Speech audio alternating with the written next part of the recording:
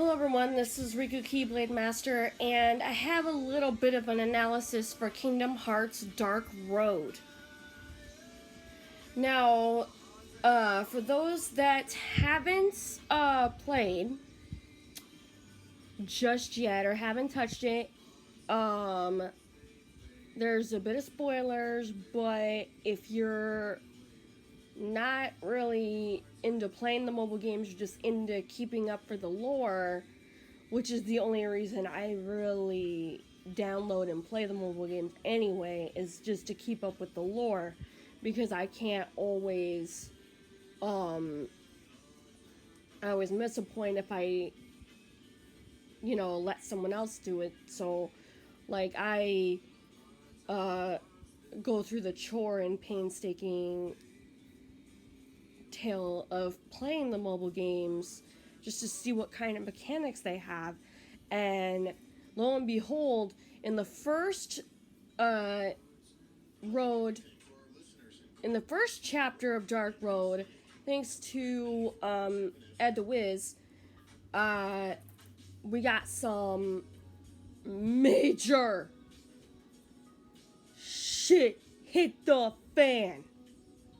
Okay. So basically, Xehanort's just sitting there, taking a nap, minding his own biz, and then someone shows up claiming he's young Xehanort's waypoint.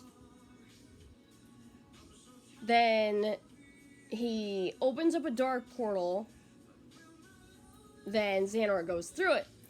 Then we cut over to Scala at Kylum. And it looks really, really, really good. I'm not gonna lie, and they bring back the concept of the Keyblade armor from Birth by Sleep, where your Keyblade becomes a glider for you to ride in the lanes between. Now, here's the thing though. The first place they end up going is obviously the school. And the master says, "Hello students, I did not call you here for our normal class." Then it turns out that the upperclassmen and one of the students, Baldi was sent on a secret mission, if you will, by the master. Bleh.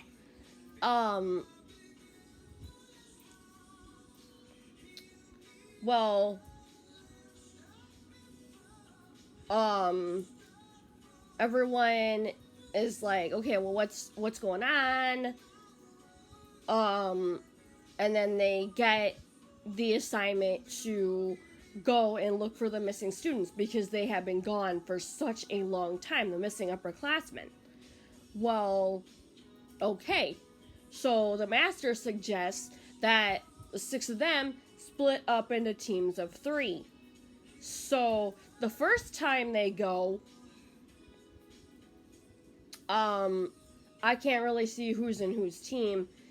I couldn't really see who was in whose team. But they end up in Agrabah. We get Ericus, I think, young Xehanort, and Vor in the first team? I don't know. Correct me if I'm wrong. Like I said, I can't really see very well because of being partially blind, so it, my perception is totally messed with. Also due to my optic nerve damage, so yeah. In other words, I'm fucked. But anyways, now here's the thing that really, really is weird. So then they go into a second area in teams of 3, but before all of that happens, when the first team goes into Agrabah, they get into a Heartless fight. You don't really get to fight, Um, see, now, then they discover within, traversing through that Stronger Heartless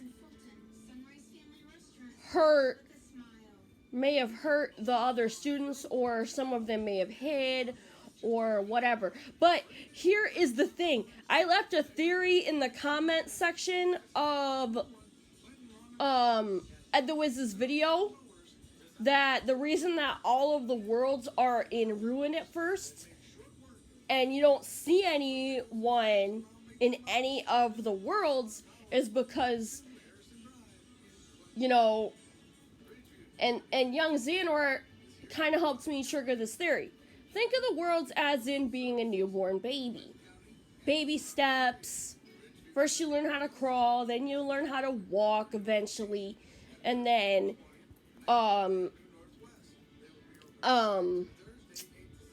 things go on from there. The reason that some of the timing does not flow in a lot of the worlds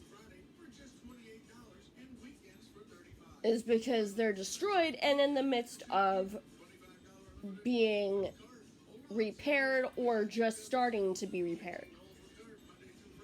Which some of the inhabitants may have either perished that lived in that world, or no one really, not too many people really lived there in the first place. But, basically my theory was, while the world was being repaired, other inhabitants were sent to other places, like, for example, Traverse. But here's the thing. They say that time is frozen while the worlds are being repaired. But I have a question regarding that.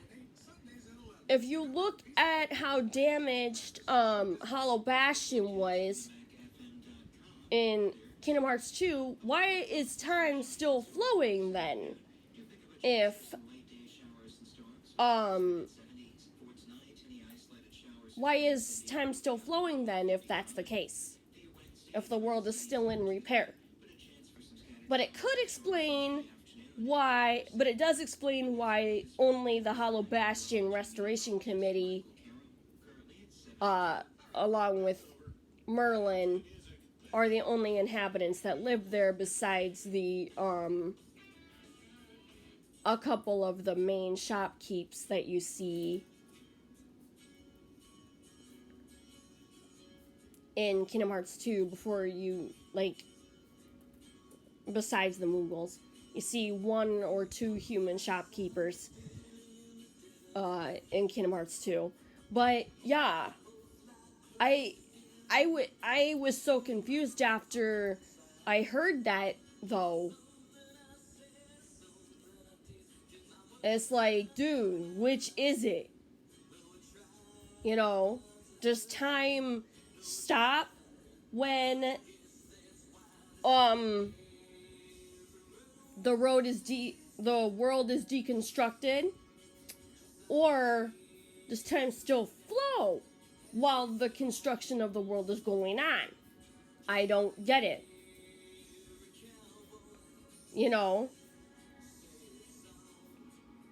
And if nobody really lives there, the only thing I can discern is only the main people that you see are repairing the worlds, along with, I hate to say it, but along with time itself helping out. But as far as, I don't see time moving bricks and stuff back into place. Unless some of the people have telekinetics, and or can control wind or something. You know, I don't see too much construction going on very well. In other words, when I say I don't see too much construction going on very well, is I think it would take years or months to reconstruct an entire world if only a few people are doing it. You know? If only the current inhabitants are doing it, then I just don't see any more. You get the point. You guys get the point to what I'm saying here.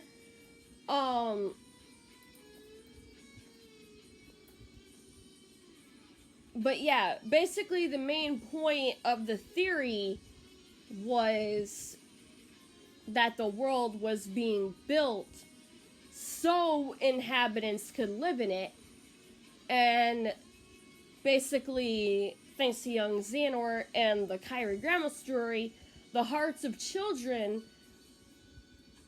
rebuild the worlds, apparently. So I wonder if the hearts of children also bring back the inhabitants. The same was thought by Edwiz himself as well. So he and I were on the same page of confusion. But by the way, let me know what you guys think in the comments about this. We got a lot of exposition in the first chapter alone.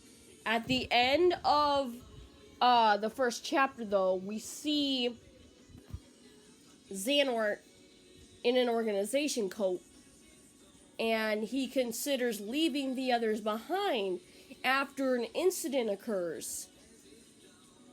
And me and Edwiz both believe that the incident was Vor's death. And yeah. Because they're like, it's not your fault, you didn't do anything wrong, blah, blah, blah, blah, blah. But young Xehanort insists on leaving anyway. But then young Eraqus is like, well, you better get your butt back here because I have however many wins, however many losses, blah, blah, blah, blah, blah, blah, blah. They're talking about the chess game and like, who in the hell can keep track of all that? How many wins, how many losses, and how many draws? Like, come on.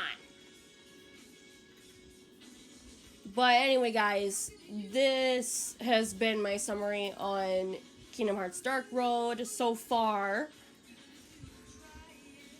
Let me know what you guys think in the comments. Until next time, I have been Riku Keyblade Master. Comment, rate, subscribe to become a Keyblade wielder, and stay awesome as usual. Man, that was a lot to go over. But yeah, now we did learn something totally new about the different worlds, and literally I don't think I'm gonna look at anything the same way again. Yikes! Anyways, I'll catch you guys later. Love you. Peace.